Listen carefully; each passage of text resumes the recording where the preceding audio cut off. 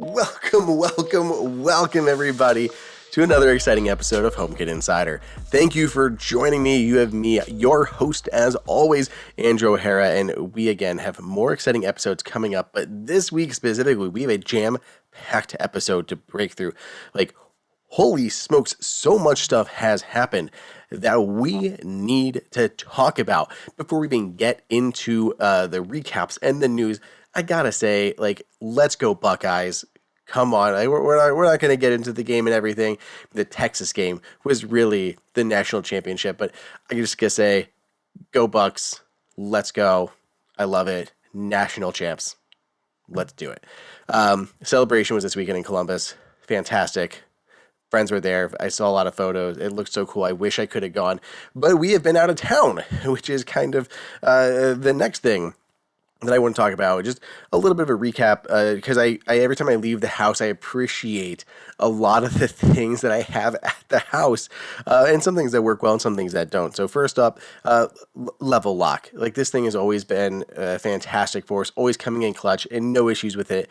Once more, mother-in-law, definitely a Luddite. She comes over, uses the keypad, gets right into the home. She checks our animals for us. She checks the chickens because it has been extremely cold temperatures. It's just so good. I love that thing so much. Now we have the Matter update going on, but Level Lock, always a fan favorite for a reason. So every time that I can see her approaching on a video doorbell, that's amazing. Video doorbell, we see somebody there. I can immediately check, is it a package? Is it, my mother-in-law? Who is it? I can see her unlocking the door. She uses her code, so I can even see who that is from the Level app. The Home app just tells me it was unlocked, but that's good enough. So she comes in, does her stuff, goes out to the back, takes care of chickens, all of those things. I really love having that front doorbell, the Level Lock. The other thing is the back doorbell. I did remember to actually change the batteries on it, like I did not do before I left for CES, and then Faith couldn't check the rear doorbell, and I felt terrible. I did change the batteries on the Aqara G4 video doorbell. We'll talk more about Aqara in a few. But I really like having this back there as well. It just gives you that peace of mind for the back coverage of the house, and is entirely battery powered, where a lot of people don't have, a wired connection for a video doorbell.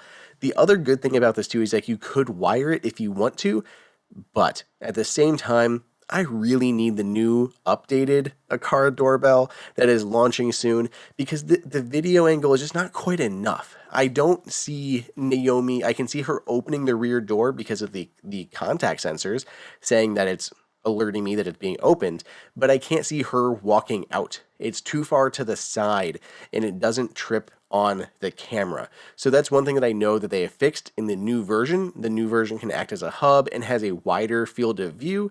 So I'm excited for that, to be able to upgrade this one and kind of fill that void, because it is one thing that I've noticed a few times and I would like to see, kind of changed. Lastly is my outdoor weather sensor, which again, we're going to come back to, but I've been using the Eve, I think it's the Eve, is this Eve Degree, Eve Weather? One of those two, but it's the Eve outdoor sensing. Does, your humidity, temperature, stuff like that. And I really, really like it. And it was really cool because I could just ask, Apple's assistant, what's the temperature on the porch? You don't have to use a weather station or anything else that's nearby, like a weather service. It's literally telling you what your temperature is at your house. And we could do that even when we were out of town. We're in New York for a few days, and I could still check in at home and see the actual temperature it is at my house. Nowhere else, nowhere kind of close to us, no, specifically at my house. And I even have my mother-in-law. She's like, oh, I'm driving down the street and I can see on my truck it's this temperature and this temperature and this temperature and all these different spots. And I can actually see the weather at the house and a little graph. When I got home, it was able to sync up with my, Eve sensor here, and it shows me all my past temperatures that it's been getting on the little chart. So I can actually see how it's changed, because it's been incredibly cold. Below zero, negative 20 something degrees at times, especially when you're factoring in wind chill. So it was amazing to see how to capture that temperature, and I loved it. So I liked having this as well at the house, and some things that I like to fix. The other thing that I did a lot of was running the vacuums while we were gone. It's nice to have the vacuums that you can use to really clean the house. I did have an unfortunate circumstance. We walked in and we saw Robobert, which, as many people may know, is what we call our Robo-Rock vacuum around the house. Poor Robo-Bert had found a cord. It did it. It doesn't happen very frequently at all, but Harrison must have left he likes to get into the dog cart. We have like a cart full of dog things, whether it's like their nail trimmers or like their charger for their beeping collars or like doggy bags, leashes, all that stuff. And he always takes everything out of there. And I know this thing must have fallen on the bottom. One of the little cords stuck out and Robo-Bert sucked it up. One of those little ends was caught in the roller. This never happens, but I could literally see how it happened too, because it must have been on the side brush that was going under the lip of the bins, because like a cart. So it must have spun out, used that little side brush to grab the end of it, which pulled it underneath and then sucked it into the main roller at the bottom. So we walked into a poor disabled Robo-Bert sitting at the front door, completely depleted of battery and life. It was sad. So poor Robo-Bert. This does not happen frequently at all, but this is still a thing that does happen with robotic vacuum cleaners. And because of this weird situation of it kind of like being half under the cart, I don't even know if this could have been avoided with the new versions of the Robo-Rock that are coming out, or any others, because you can't even really see it where it happened to have been placed. But these are the odd things that happen with robotic vacuum cleaners. Just something that happens every once in a while, and you got to deal with it. But of course, it happened to happen when we were out of town, and I wasn't able to run it the rest of the time, to clean the rest of the floors. Going back to the last episode again, we had a lot of love, and I just loved seeing this. There was so much love for the SnazzyLab's video on Matter and the problems with it in Apple Home and all of that kind of stuff. Quinn does an amazing job. So again, props to Quinn for that. If you didn't check it out from the last episode, I had a lot of people writing in about it, comments on the YouTube video, just saying how great he did explaining all of that. So if you're curious on the matter and some of the problems that we're facing, and you don't want to try to find it in all of the backlogs of the podcast, go check out that video. It is linked on the last episode. Another tip from 2 episodes, I want to say, I talked about the Aqara lock that we use on our bedroom. So this is the, I think U300 maybe. It has like the fingerprint sensor, the keypad, works with HomeKey. So you just tap my watch to get in, because there were times that I was using my thumb and it wasn't always registering whether my hands were dry or wasn't positioned correctly, just the random odd times. And when it didn't do that, I'm like, just HomeKey is easier. Well, we had a tip from, I got to read the username, but it's Hail Skunky. Hail Skunky wrote in on YouTube with a great tip, which is to re-enroll that finger, but not just redo it. Do it as a second or third finger. So basically the same finger is enrolled multiple times. The idea is no matter which way it kind of does it, it'll have like 3 fingers to be checking against, and you'll have very few like false negatives on your finger. So I think that is a great tip if you have that lock and you're experiencing any false finger or any false negatives, like you're putting your finger on there, it's declining. Re-enroll it as a new finger, and you can even do that like maybe 3 times, and that really should cut that down. I think that is brilliant. So that'll work with any smart lock that has a fingerprint reader, by the way. Just re-enroll as a different finger, should cut down those. So love it. Thank you, Hail Skunky, for sharing that tip. I've recently talked about the Schlage Sense Pro, and things have gotten interesting.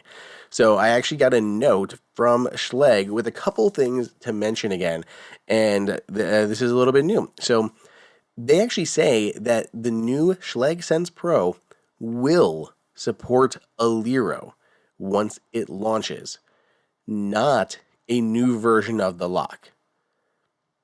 Right?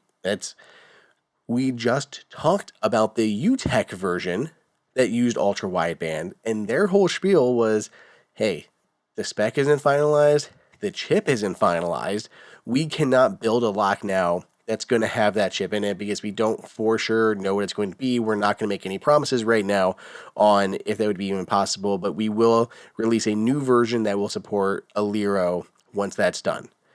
Well, Schlage is saying, no, we're going to do it. We're going to do it somehow. So they're claiming this will support Aliro once it's released. You will not have to buy a new version. So if you were looking to get this, now, then again, this is not available right now. They're just saying it's available later this year, so we don't have a target date. Maybe this is targeting a later half of this year when things are more finalized. That's why they're able to do that, whereas the UTech one is going to be launching very, very soon. So maybe that's the difference, is just the UTech coming out now versus the Schlage Sense Pro coming out later in the year. That's possible. But either way, when the Schlage Sense Pro launches, it'll be Matter over Thread and has tap to unlock via NFC. They didn't specifically say home key, but at least tap to unlock via NFC. Continuing with the Apple news, this is just, we're going back and forth with this, people. This is not really back and forth, I guess, but we just have so many news, it's hard to believe, or it's hard to know what to believe at this point. But Apple's Smart Home Hub, the one with the actual touch display and the interchangeable bases and wall mounting and all that kind of crazy tech in it. Well, Gurman came out with his typical report on Sunday saying that this is still on track for a release this year and then be going into production to hit for late this year. That does line up with Main Cheese Quo latest supply chain reports, which said later this year is when production will be starting on this. So now it seems like Quo and Gurman are both on the same page going into production for a launch later this year. This is probably, in my opinion, going to be like their biggest launch of the year if the 17 Air type phone isn't. I think this is going to be huge. This is going to be a huge product for them. I think it's going to be a big deal. Apple Intelligence, the smart home, it's going to have FaceTime integrations and security implications, all this kind of stuff. I think it's going to just be a massive product for them. I think it's going to be really, really cool, and we're going to get it this year. That, as long as it still stays this year, I will be happy. As long as it's not a CarPlay situation that gets punted yet again for CarPlay 2.0. We didn't make it in 2024. We'll see if anything happens in 2025. Apple says they are continuing to talk to multiple car manufacturers, but that is not really comforting to me, I guess. More in the news, Hue has a new update out for its app on the App Store. So this specifically is for their smart home cameras, but it allows you to arm and disarm your system via a schedule. This is very cool. So if you have any of the Hue cameras and security system type stuff, and you want to be able to arm it and disarm it on a schedule, now you can with the latest version of its app. So small little update there. SmartWings. Now, I've been getting pitched SmartWings stuff for a while, and I've yet to try them, so tell me if I should. But they just released a new set of smart shades.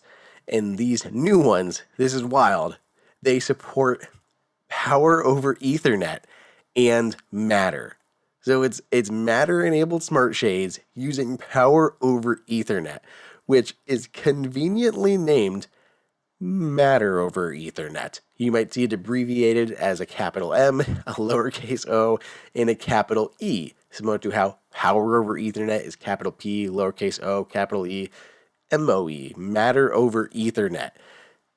This is nuts. If you're building your smart home, I can see how you can build this in, and it makes sense because everything is taken care of. So you could go with like wired shades, right? Wired shades are a thing. They have been a thing.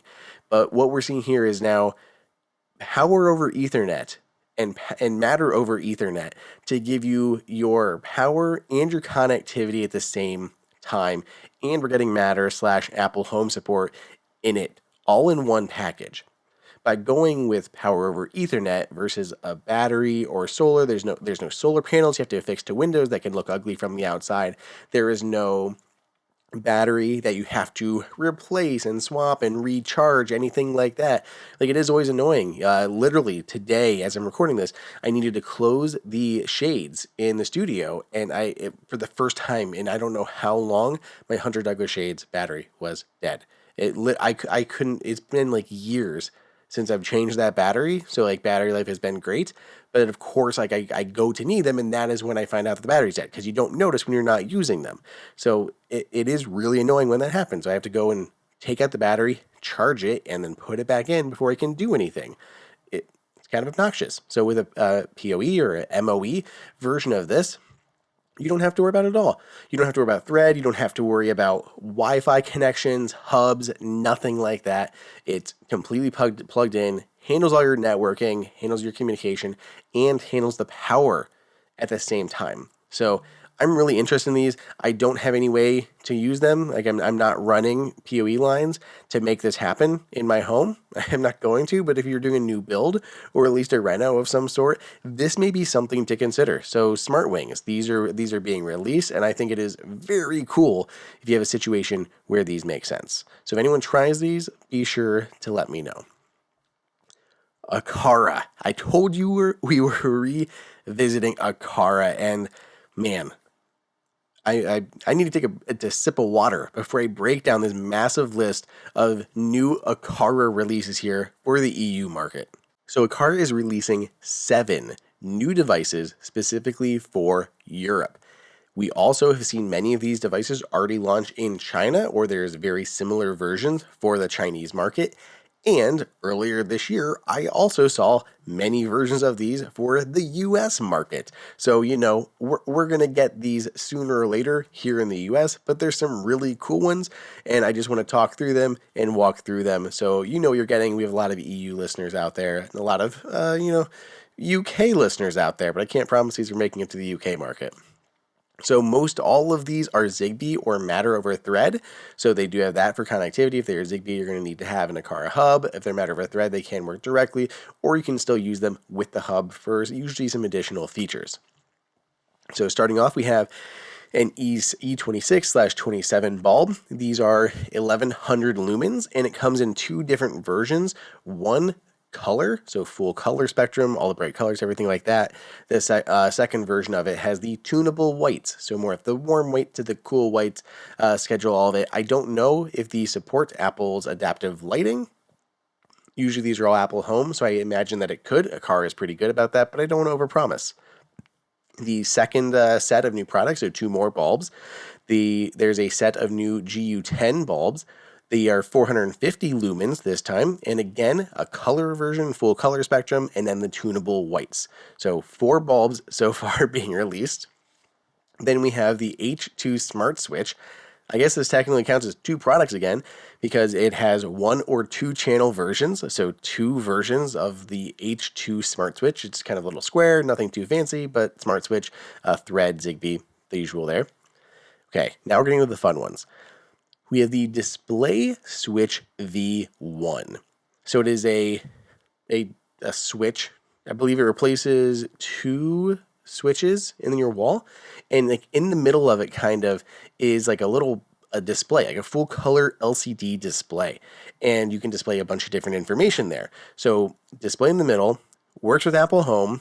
There's 2 different switches that you can control, but there's also 4 programmable buttons built into it, so you could set those to any automations you want. They show into the Home app, so you could use them to control shades or scenes, anything like that you want to tie to those buttons, just pure programmable buttons. This one does not have Thread. It is just Zigbee, so it does have to have an Aqara hub to go with it, and it does require a neutral wire. So just to be aware, because I know a lot of people don't have neutral wires. Then we have the touchscreen dial V1 EU. So this can replace 2 switches on your wall, and it's a round dial that you twist and rotate to control your devices. So, for example, you could dim your lights via the dial, like turn it to the left to dim, turn it to the right to brighten. You can also control up to 18 Aqara devices using the middle display. So the middle is a display, the outside is like this ring, it's a touchscreen, so you can control all these different Aqara devices if you have a bunch of them throughout your home. On top of that, there are 6 programmable buttons on the display itself. So aside from like your Aqara devices, there are 6 buttons that are exposed that are programmable via Apple Home. So you can set those to additional scenes to control your other non-Aqara devices. Whew. Last one, we have the Aqara Panel Hub S1 Plus. This replaces 2 wall switches, and frankly, this is the one I'm most excited about. It is similar to Apple's, rumored new hub that is coming, but it's just a large, wide slab of glass. It's a beautiful looking display. I did see a version of this in person at CES, and I really, really want it. What I didn't know actually at CES is not only can this be mounted into your wall and replace those 2 switches, but it can also be freestanding and run over USB-C. So I could have this on my desk, running over USB-C. It can have a live feed of any of your Aqara cameras.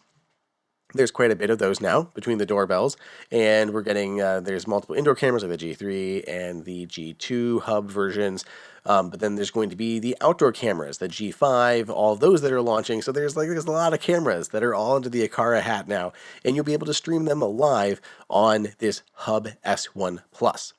If you have the doorbell, you can actually use this as an intercom. So you can see when someone approaches your doorbell, press the button, you can answer the doorbell on this and talk to that person on the other side. So pretty cool. I love all of that. Now, from my understanding, when I talked to everyone at CES, was this would also be a Matter hub or a Matter controller. So you would be able to control and see your Matter devices on this as well. I'm hoping that is still the case. I'm hoping that is accurate, but that's going to be a game changer because then anything that you have under Apple Home that is Matter, you could see on this and control. So we're going to come back to that again in the second half of this episode, but just keep that in mind. Now we're starting to get these displays, these controllers that can do a lot more stuff with Matter. The last piece of news to chat about before we get into a couple other topics is some unfortunate news for Siri and why it may be looking a little bit more positive. So Siri has failed massively this cognitive test for the Super Bowl. So this was done by One Foot Tsunami, and basically they went out and they asked for, just to start, who won Super Bowl 13? XIII. And Apple's assistant came back with the Eagles. It was not the Eagles. You don't have to go check. You don't have to ask your, Siri. It was not the Eagles. And this kind of prompted them to go run it back and ask all the Super Bowls who won. And out of all of these, Apple's assistant only got 20 of 60 correct. 20. That's terrible. And I don't know what. These just seem like basic questions. I'm not sure if, Apple's assistant doesn't understand how Roman numerals work, and that's why it was confused and why it did so poorly and why it was able to get some, but not others. But this is the stuff that we get frustrated by. I really like Siri. It does a lot of great stuff, works really well, is responsive, can do all this stuff offline. Lots of benefits. But the other day, I'm trying to pull up a show on my Apple TV, and I said, I can't remember what it was. I wish I could. I think it might have been the show 911, because there's 911, 911 Lone Star. But then I pulled it up, and it's oh, if you're worried about your mental health, please contact somebody. I'm like, you know what? No, I'm show 911, and it couldn't do it. And it was giving me warnings, which are great to have, but I'm TV show this, and it wasn't able to figure it out either. And this has happened multiple times when I'm trying to find something. So when people say oh, why do we need a new Apple TV? Because we need Apple Intelligence on there that can hopefully, eventually make Apple's assistant a bit smarter and can handle some fairly rudimentary questions. And it happens more and more, it seems, or maybe it's just because I'm noticing more because I'm getting frustrated a little bit more, but it happens too much. It's happened to me on the Apple TV. It's happened to me on my phone. And now we have something like this that just frankly makes, Apple's assistant look really stupid. And Apple often has sponsored the Super Bowl. You want to hear music from this artist? Do this. You want to ask questions about the Super Bowl? Ask and get some stats. And here's a really easy one. Who won this one? And it can't even tell you that. So it is pretty abysmal. But I guess the good side of this happens to be on Sunday, where Mark Gurman came out and said that Apple is working on improving both Apple Intelligence and Siri in some substantial ways. So Kim Varath, who has been at Apple for ages, I think she joined in 87 or something like that, as an intern, and then quickly grew through the ranks. She worked on the original iPhone, the software for the original iPhone. She's worked on Vision Pro. Well, now she's moving over to the Apple Intelligence and Siri teams. She'll be reporting to Apple Intelligence and Siri Chief John Giandrea, so we have that chain of command, and she is basically known for keeping her work on schedule and for implementing rigorous bug testing. which is what we need here. So this will be really interesting to see how Apple starts to shape these new features and can improve things going on. Apple has been doing the AI machine learning stuff for ages, and people are just now kind of starting to catch on to it. But as competitors like Samsung and Google are really pushing their stuff forward and making it very visible, Apple needs to at least perceptively play catch up and fix some of these obvious errors and mistakes. So I'm very interested in see how this continues to develop. By the way, as an aside, the new Samsung devices, are you kidding me? Still no Qi 2? Still no Qi 2? Like, what are they doing at this point? I mean, they've had years to add Qi 2 to their devices and they still can't figure it out. But yet they know Qi 2 needs to be a thing. So they're saying, oh, look, our devices are Qi 2 ready, which literally just means put a case on it that has magnets and it'll work. So if you're someone like me who doesn't use cases on their devices and wanted to have, Qi 2 support, you couldn't do it. You couldn't do it because it doesn't support it. And they've had cases around for years. Basically, since MagSafe launched, we started seeing Android cases with the magnets. So they say it can get the same speeds and it has the magnets in the cases, but I just don't get it. I just don't get it. I had someone I've been doing a lot of TikTok shorts and YouTube shorts and then whatever on different chargers. So I showed this really cool charger from Nimble that I like. And everyone's like, oh man, I love, not everyone, some people. They're like, I love this. But why does it have an Apple Watch charger on there? Why doesn't it have a Samsung charger for my Samsung smartwatch? Because your phone still doesn't support Qi 2. Like, it doesn't. People are using the cases to get it done, but they're not like they weren't even advertising it until these new S25 series, and even then they're still just saying compatible or Qi 2 ready, unless I missed something. Because again, I was out of town. From my understanding, they just don't support it yet, and I think it's ridiculous. So yeah, a product that came out weeks ago before the Qi 2 ready S25 line, and still before that, nothing was ever supported. Yeah, of course, none of these 3-in-1 chargers do it because Apple's been supporting it since iPhone 12. iPhone 12 is Qi 2 certified. We're on the 16, and we still don't have it on the Android devices. So, okay, I got off my soapbox. Now that I'm off my soapbox, let's thank our sponsor for the episode. You know you love them. It is Shopify. Now, I've been an Apple Insider for a few years, but before that, I worked kind of at a lot of startups. And if not a startup, a large company that is basically building a department from the ground up. And I have gone through that whole process of looking at the technology that you need to scale your business. I have started companies, I've done all of this stuff. And the one part that I love is just figuring out that tech stack. Where are you going to be? What do you need to do? What do you have to accomplish? Where do you want to grow? What makes sense now as you're a smaller company versus where you want to be in a few years? And are you going to have to change things? Are you going to have to start on one platform and then move to a different platform as you get bigger? You have to take all this stuff into consideration when you're planning out your business. Luckily, if you're looking for anything online related to e-commerce or even physical locations related to commerce, you should check out Shopify. Shopify can handle whatever you have to throw at it. Whether you are a startup or whether you are a massive company, Shopify is intended to scale.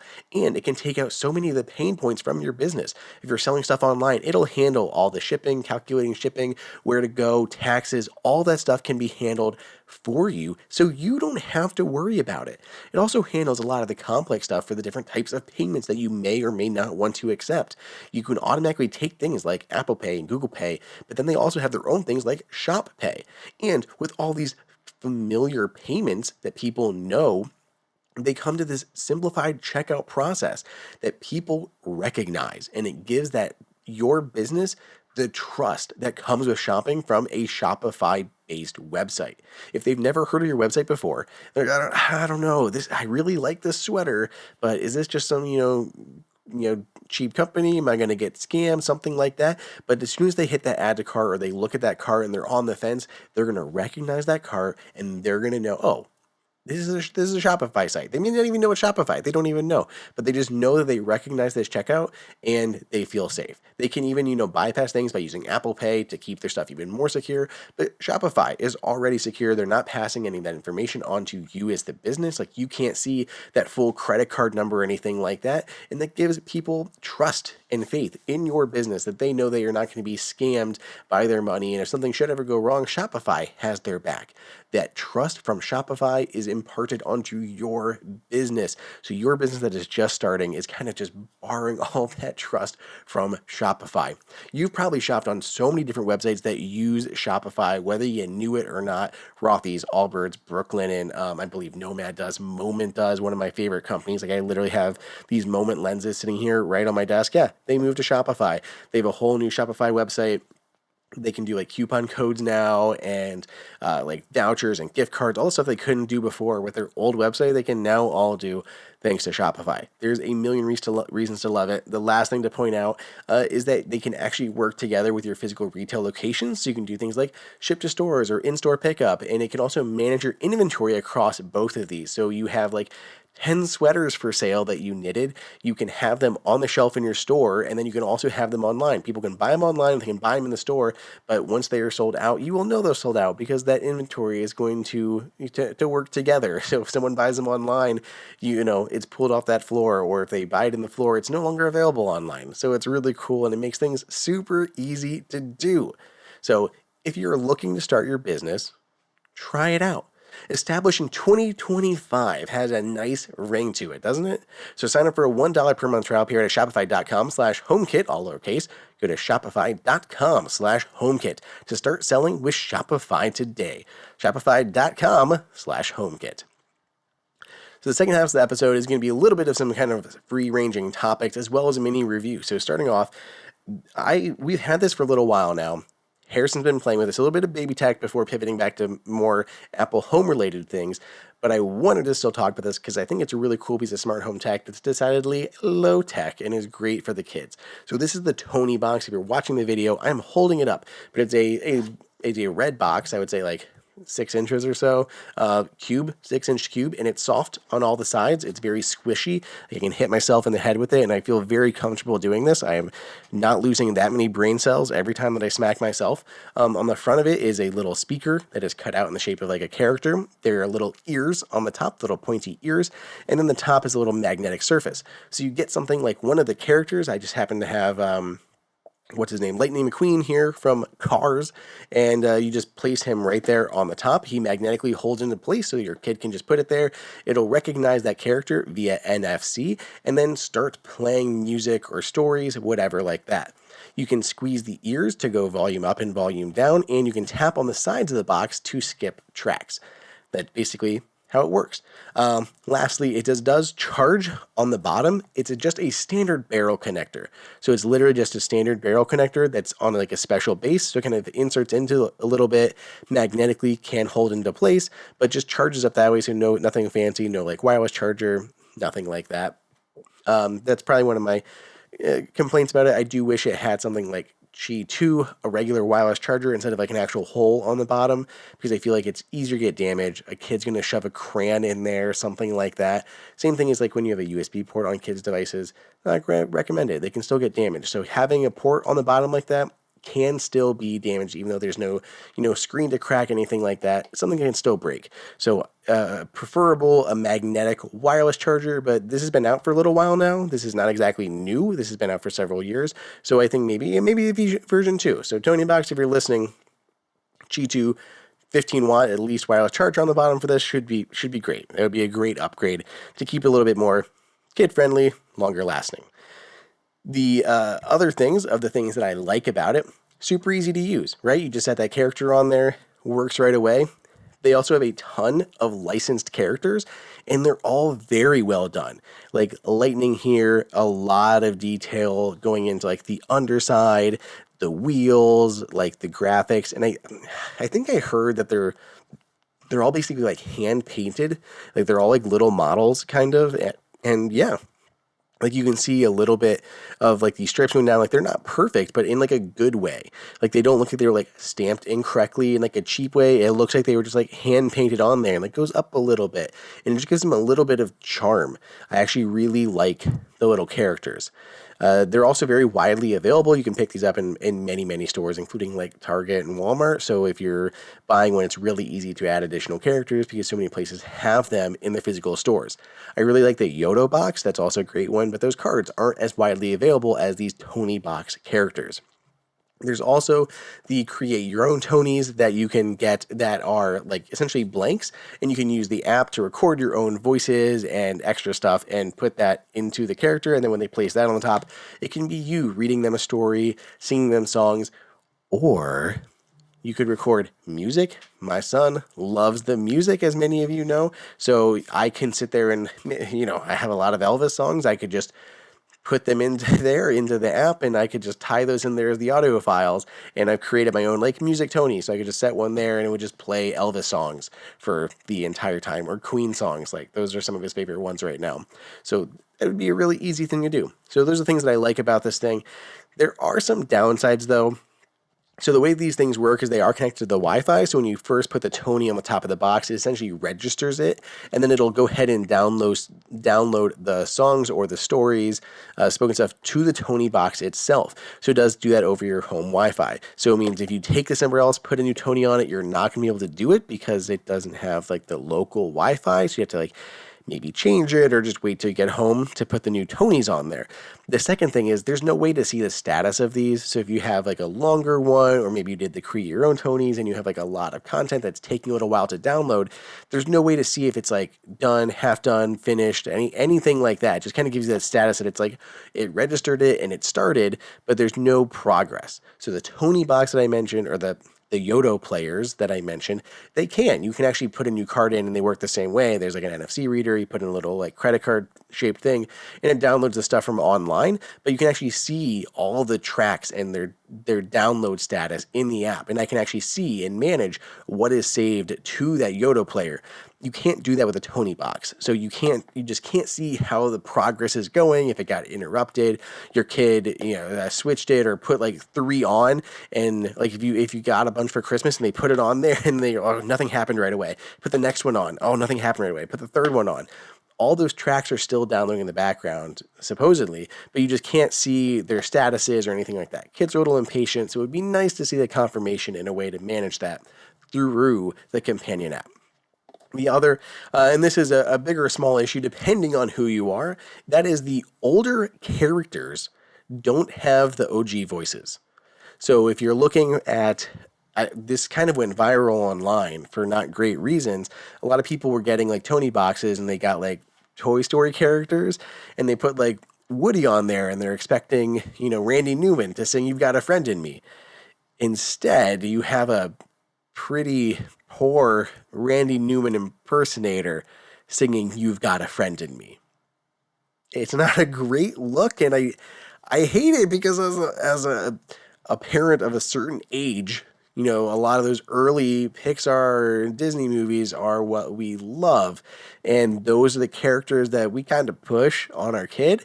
And the fact that you can get those characters and then you can't hear the actual voices or the songs is a huge bummer. I know a lot of people who have like gotten rid of their Tonie boxes because of that. The good news is basically all the new ones, they're all the real voices. My guess here is that Tonie boxes, they could buy like the rights to like the characters or maybe even the songs, but not to the voices. Like that could just be a whole extra level. Could be more expensive. Starting off, they couldn't afford those types of things. I don't know. That's pure speculation. But now they're doing really well. They're incredibly popular. Harrison likes this thing quite a bit. So I can see now like why like the new characters, they do have the actual songs, the actual voices. So maybe newer kids who are actually leaning into new Disney, they're going with Coco. They're going with what's Bruno, El Canto, they're going with all those types of ones and anything else going forward, Moana, those types of things. This should be all good. It's got all the cool stuff, all the new voices and everything they'd expect, and it won't even matter. So just depends on your preference. I just don't want anyone to be surprised. They pick one of these up, get an older character, and run into that. There's also always the chance that maybe they'll redo them. They'll redo different characters or swap the tracks, anything like that. I don't know. I'm not speaking for them, but there's no reason, not that they're big enough. If that's a problem, maybe they'll redo it, especially with ones like Toy Story. That's the one that I want them to redo.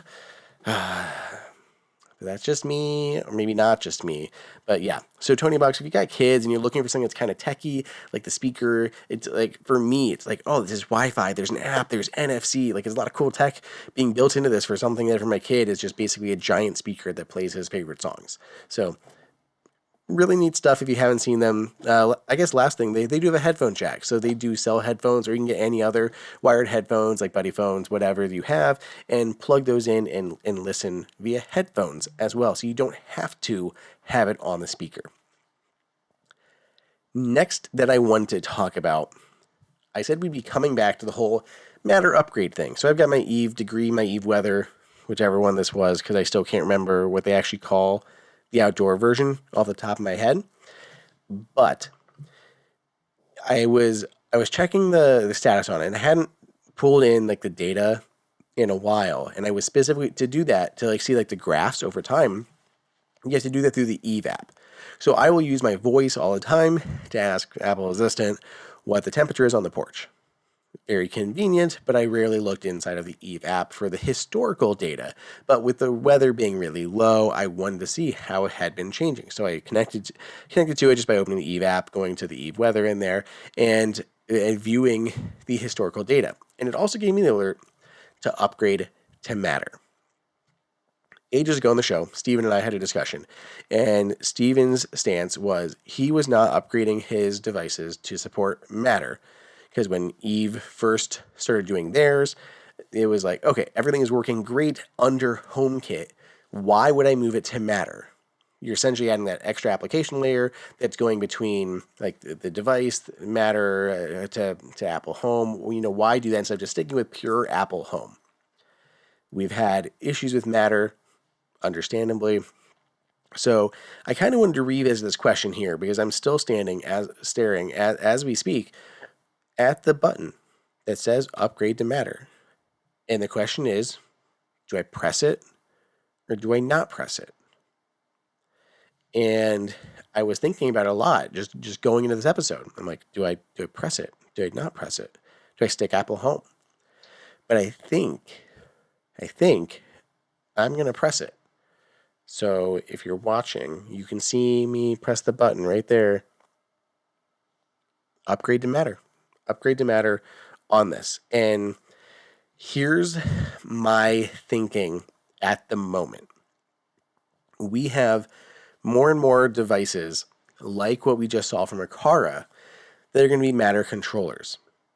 And I think it's going to make sense to have everything upgraded to Matter. I think that's going to be the most reliable and the way they're going to get extra control over these devices. My goal, my hope is that this little box here on my porch will be able to give a live temperature reading to my Aqara hub that could be sitting right here on my desk, because this will be a Matter device and it'll be able to show my Matter temperature on this hub. That way everything just plays together. And when you pull at that thread, no pun intended, it brings me to a second question, which is, should you upgrade existing devices to Matter? And I don't mean via software, like ones you currently have that offer a route to Matter. I'm talking about replacing a physical device you have that perhaps works just fine. Should you replace it, pay for a new version that has Matter baked in? And of course, there's a lot of baggage that comes with that, because it depends like financially where you're at. Like, oh, can you afford those things? And say if you can afford them, still does it make sense? Does it make sense to do that? And I'm really on the fence. I really am, because I'm seeing things like the Lutron shades. I have the Lutron Serena shades in the living room, and if I have something like the Aqara panel there, and I want to be able to control those, I can't, because they're not working directly with Aqara, so I can't control them on there. I could possibly set up like an automation via a button to control the shades, but they won't be able to integrate perfectly because they're not Matter enabled shades. Now, for me, I can't do that because those were very expensive for those Lutron Serena shades because it's like a 6 foot something window. It was going to be near impossible to swap that out with a new Matter enabled version. It was going to be very expensive to try to pull that off. So for something that big, I'm not going to do it. But I am looking at other devices like some light switches that are currently HomeKit, and I may want to swap them out for some Matter ones. Same thing with some smart plugs. I have some smart plugs here in the studio that are Wi-Fi enabled iDevices ones, and I'm sitting here thinking like maybe I should swap those out for some newer. They could even be Thread. I don't really care. Thread and Wi-Fi are both just as good to me. But I could go with Matter versions and give me more control as we get to these new things. I mean, if you're looking just for the Apple Hub, the Apple Smart Home Command Center, you're fine. You do not need to worry about upgrading to new Matter devices or upgrading software-wise to Matter. You're safe as is. You don't need to worry about it. You're good because those devices are always going to work together just fine. But if you are someone who's like, man, I kind of want like my smart switch to be able to control things, like you want to see like a smart display from other manufacturers, or you're in a house that has multiple control systems, like you have like the Google Homes and the Samsung and the Apple all at the same time, and you want them to be able to work together a little bit more, then yeah, it does make sense to upgrade things to Matter. So there are certain devices in the house that I want to start switching to Matter. I've always said with Apple Home, like, I love how long these devices last, which is great. But now we're in a spot where I'm like, I might actually need to upgrade some of them. Most of my smart home devices I have not upgraded. Like my HomeKit devices I've had them the entire time. I have the original Eve motion sensor that launched like 10 something years ago, I'm pretty sure, and it still works just fine. That is one thing I did upgrade because we have new ones that are presence sensors that work a lot better, like the new ones from Aqara. So for some things I have upgraded, but they literally have lasted this entire time. So it's kind of interesting because I feel like for the first time, I'm really in a spot where I'm like, hey, maybe I should upgrade a couple of these smart home devices. And I'm curious of what you guys think. If you're going to start making that move to more Matter devices, are you going to be buying stuff that specifically only works with Matter? I don't know. Just let me know. The usual place like Twitter, Blue Sky, or the YouTube version of this podcast. Finally, to wrap up this episode, I also wanted to bring up security systems because this was another common thread that I saw over at CES, and it's been really kind of bouncing around in my brain a little bit on just how I feel about security systems and what makes sense. Security systems right now fall into basically three camps. The first one is it's a faux security system.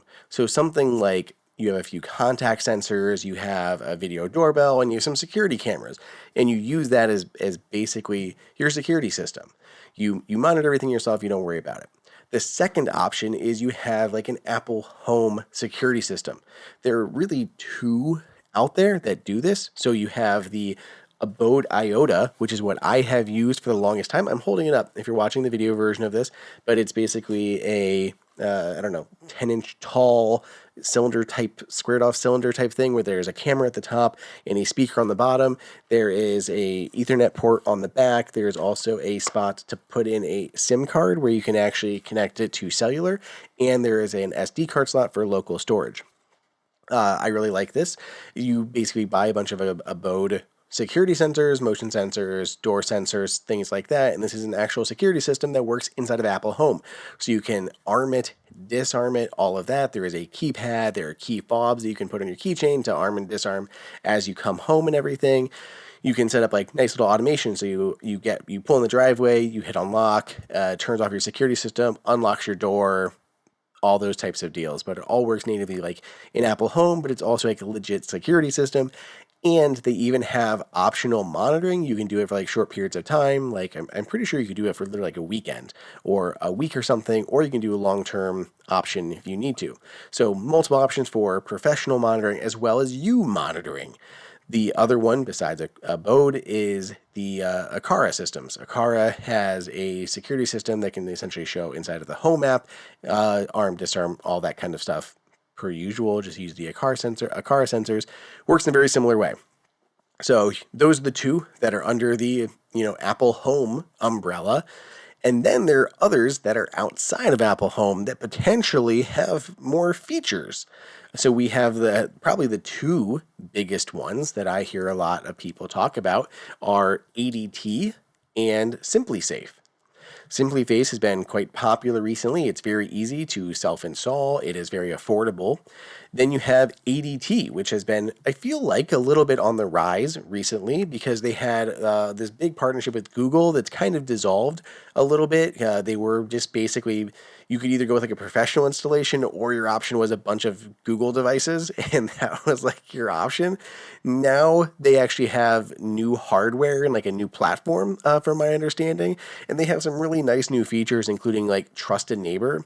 So with like this Trusted Neighbor thing, if there's ever anything that happens like at your house, you can have like your neighbor can come over, it'll automatically like authenticate them, give them access to your house, turn off the security system, allow them to like turn off your sink or your stove or turn off a light, put out a fire, whatever little thing is going on, and then leave. And it'll automatically arm the security system, lock the door, do everything behind them. So it's a really nice whole automation, like it's very contained and works really smoothly. So it's a really cool process as well. Then, of course, they have professional monitoring that you can opt into if you'd like. So you have those two. SimpliSafe also has monitoring, by the way. So it's like a professional solution with monitoring. So those are kind of like the outside of Apple Home. And I'm super curious of where people fall on this. Like, where do you want your security to be? Personally, I sit just below professional monitoring. That's why I was going with the Abode IOTA, because I could put this system in my house. I had the cameras, I had all the contact sensors, I could arm and disarm. And then when I'm away, I can also pay for the professional monitoring to help give me added peace of mind, but I didn't have to use it all the time. I'm pretty good about checking notifications. Like if I can see something at the door, anything like that, I am on it and I am checking it out. And I have enough things at this house, like to cover every square inch of it. I know when someone is at the house. They're coming around the outside, anywhere around this house. I know about it, and I feel like I can step in and see it. Now, of course, if I'm sleeping, I'm not going to, and that's where professional monitoring would come in. But if I'm at home, I feel like I can help. I can control it a little bit better versus when I'm away. So when I'm away, I like to have that professional monitoring as an option. But I'm just very curious, and like it's a tough decision between really going with something that works with Apple Home and professional monitoring, because ADT and SimpliSafe for the two bigger ones for professional monitoring. They're more robust systems with more features, just no Apple Home integrations. And with ADT especially, I can't believe they don't even have things like Siri shortcuts integrations for arming and disarming and some of that stuff. So I don't know. This is something that I've really just been debating about what to do at the house, and I'm probably going to pull the trigger on something. I'm just not sure which way I lean yet. And I don't know if this is like waiting for Matter to start investing more into security systems. So we'll see more with Apple Home, but that's going to be years away before something like that fully plays out. So right now, it's just kind of like this open discussion that I have in my own head with what makes the most sense, what makes the most financial sense, the most security sense that plays with everything else. These other things, like with the ADT one, it only works with like certain, I think, Yale locks. So it won't work the level lock for like the Trusted Neighbor thing. I'm like, is it worth it then? I don't know. I don't know all the answers. So I'm curious if anyone has any thoughts on this as well. And I'll definitely revisit both these topics, the upgrading to Matter and Matter devices, and the security systems. So share your thoughts and all the places that you guys usually do. You can find me on Twitter at Andrew_OSU. You can also find me over on Blue Sky. If you want, you can leave a comment on the video version of this podcast. You can find the video version if you want to watch it at youtube.com/HomeKit Insider. Otherwise, do what you guys do best. Leave this podcast a 510 100-star rating on your podcast player of choice. And tune in next time. I'll see you guys next week.